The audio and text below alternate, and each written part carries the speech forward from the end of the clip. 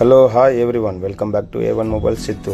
ఈ అబ్బాయి కొత్తగా మ్యాక్ బుక్ కొన్నాడండి యాపిల్ది.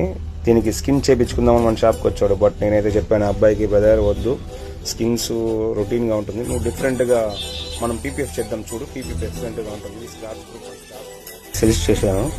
ఆ అబ్బాయి నాకు కొత్త ల్యాప్టాప్నా ఏది బాగుంటుందో అది నువ్వే వేయని చెప్పాడు. సరే అని చూపించాను, మెటీరియల్ చూపించిన తర్వాత అబ్బాయి ఓకే అన్నాడు.